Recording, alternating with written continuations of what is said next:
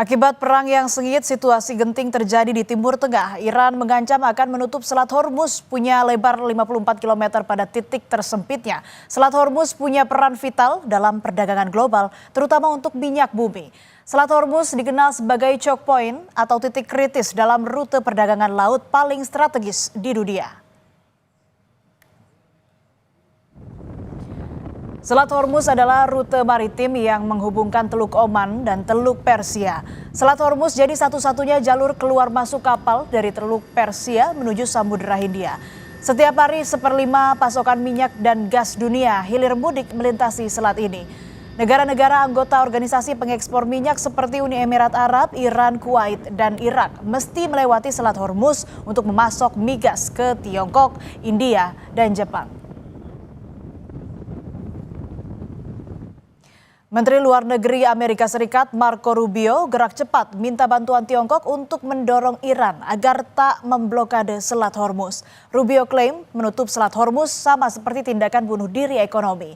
Rubio yang juga menjabat penasihat Keamanan Nasional Amerika Serikat menyebut langkah menutup Selat Hormuz akan jadi eskalasi besar yang memicu respons dari Amerika Serikat dan negara-negara lain. Kalau memang benar Selat Hormuz akan ditutup Iran, seluruh dunia merasakan dampaknya. Ketidakpastian ekonomi global bakal terjadi. Gelombang kejut ke pasar energi dunia yang memicu lonjakan tajam harga minyak mentah jelas tak terelakkan. Kenaikan harga energi tentu bisa memicu inflasi, memperlambat pertumbuhan ekonomi, dan menyebabkan resesi di beberapa negara.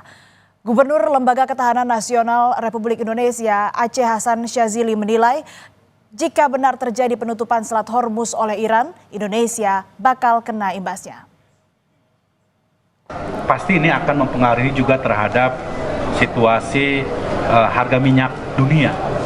Karena kita tahu bahwa Selat Hormuz merupakan salah satu di antara lintasan perdagangan rantai pasok global, terutama harga minyak dunia yang saat ini sudah kita ketahui bersama sudah mulai merangkak naik.